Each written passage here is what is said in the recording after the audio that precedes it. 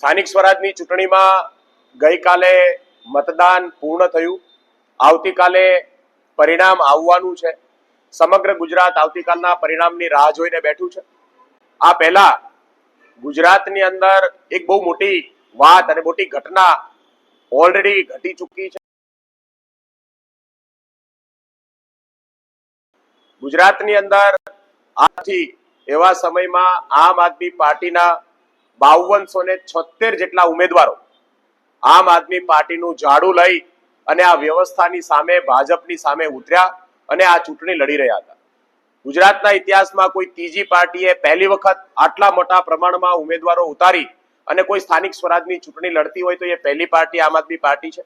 એટલે ગુજરાતના લોકોએ એક વિકલ્પ તરીકે આમ આદમી પાર્ટીને સ્વીકારી છે અને આમ આદમી પાર્ટી એક વિકલ્પ તરીકે ગુજરાતમાં ઉભરી આવી છે. એ વાત આ ચૂંટણીની અંદર પ્રસ્થાપિત થઈ છે. આ સ્થાનિક સ્વરાજની ચૂંટણી લગભગ ભારતીય જનતા પાર્ટીના વિરુદ્ધમાં નહોતી. આ ચૂંટણી પોલીસ તંત્ર, સરકારી તંત્ર, ગુંડાઓ, બુટલેગરો, બાહુબલીઓ પૈસાના જોરે ચૂંટણીઓની અંદર મેનિપ્યુલેશન કરતા લોકોના વિરોધમાં ચૂંટણી હતી. ભારતીય જનતા પાર્ટી તમામ તાકાત એની જે લાગી એ આમ આદમી પાર્ટીને કે આમ આદમી પાર્ટીના ઉમેદવારોને પહેલા તો ધમકાવવાની કોશિશ થઈ. આમ આદમી પાર્ટીના ઉમેદવારોને લાલચ આપીને ફોર્મ ના ભરે એના માટેની તમામ કોશિશો ગુજરાતે આ વખતે જોઈ. જ્યારે ફોર્મ ભરાયા ત્યાર પછી પણ પાર્ટીના ઉમેદવારોને ફોર્મ પાછા ખેંચાવવાની અનેક લાલચો આપી. એમ છતાંય અમને ગર્વ છે કે 5200 થી વધારે ઉમેદવારોએ આમ આદમી પાર્ટીના આ જે લડાઈ છે એ લડાઈની અંદર એ સહયોગી બન્યા છે. એ લડાઈ એમણે લડી છે. આનો મતલબ એ છે કે આમ આદમી પાર્ટીએ સમગ્ર ગુજરાતમાં નિષ્ઠાવાન યોદ્ધાઓ ઉભા કર્યા છે જે વ્યવસ્થાની સામે, સરકારની સામે, ભાજપની આ તમામ હલકાઈની સામે લડે છે. આ બહુ મોટી ઘટના ગુજરાત માટે અને આપણા સૌના માટે બહુ ગર્વની વાત છે કે ગુજરાતની અંદર રાજનીતિક વિકલ્પ જે છે એ ઉભો થઈ ચૂક્યો છે. ગુજરાતે એને સ્વીકાર્યો છે. આવતીકાલે જ્યારે રિઝલ્ટ આવશે, રિઝલ્ટનું પરિણામ જે આવે તે હાર જીત એ મોટા ભાગે વ્યવસ્થાનો ભાગ હોય. પણ જે રીતે ભારતીય જનતા પાર્ટી ચૂંટણી લડી છે એ પ્રમાણ છે કે આ વખતની ચૂંટણીમાં ભારતીય જનતા પાર્ટીએ અનૈતિકતાની તમામ હદો વટાઈ દીધી છે. હલકાઈની તમામ હદો વટાઈ છે.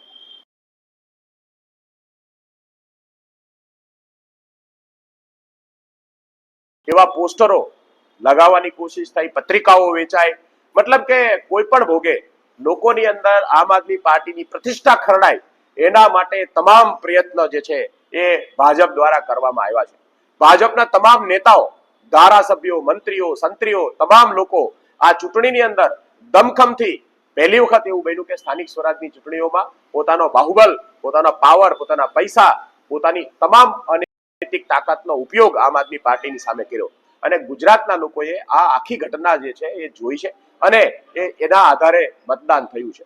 ઘણી જગ્યાએ મતદાનને પ્રભાવિત થવાની કોશિશ કરવામાં આવી છે, મેનિપ્યુલેશન કરવાની, બોગસ મતો નાખવાની કોશિશ થઈ.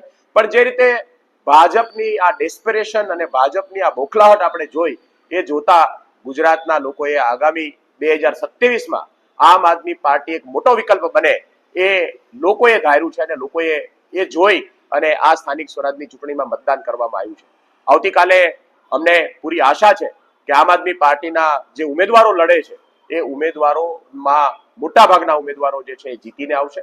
અને મારે એક વાત મારી એડ કરવી છે કે વારંવાર કોંગ્રેસ દ્વારા એ કહેવાય છે કે આમ આદમી પાર્ટી ભારતીય જનતા પાર્ટીની બીજી બી ટીમ છે અને અમે ટોટલ આ 9500 જેટલી સીટોમાંથી 5200 સીટો ઉપર લડતા હતા.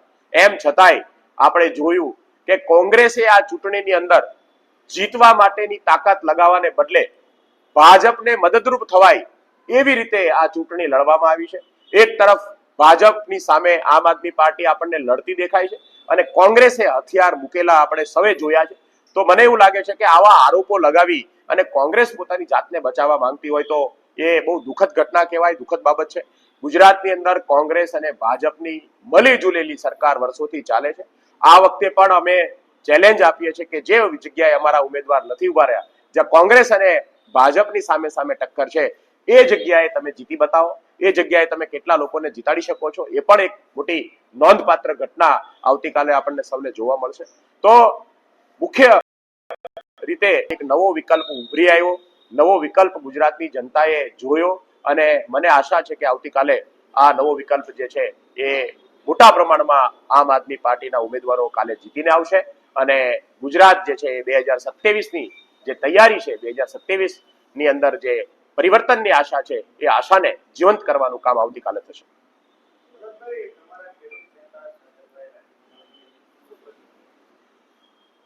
સાગરભાઈ અમારા ખૂબ સનિષ્ઠ અને નિષ્ઠાવાન સાથી છે.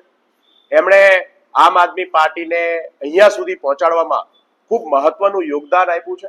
ખૂબ જ મોટો રોલ એમણે પાર્ટીની અંદર નિભાવ્યો છે. ગઈકાલે ચૂંટણીનું મતદાન પૂરું થયું.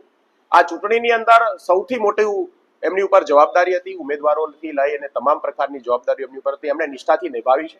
એ પહેલા પણ અમને ઘણી વખત પોતાનો જે મન છે એ રજૂ કરી ચૂક્યા છે. એમણે સામાજિક સંસ્થાઓ સાથે સંકળાયેલા છે, લેખન સાથે સંકળાયેલા છે, ઘણા બધા આંદોલનો સાથે સંકળાયેલા છે. એટલે એમણે વારંવાર એ ઈચ્છા વ્યક્ત કરી હતી કે ભાઈ મને થોડીક મારી જવાબદારીમાંથી મુક્ત કરવામાં આવે. તો મને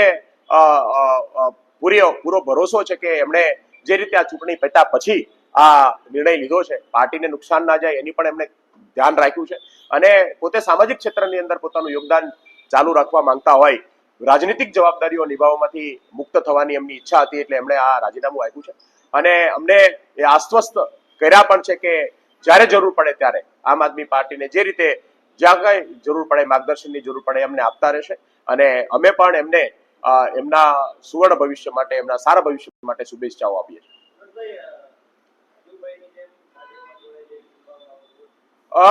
મોટાભાગે સાગરભાઈ એ જનતાનો અવાજ રહ્યા છે અને જનતાની સામે, જનતાના જે પ્રશ્નો છે એને લઈને ભાજપની સામે, સરકારની સામે લડ્યા છે.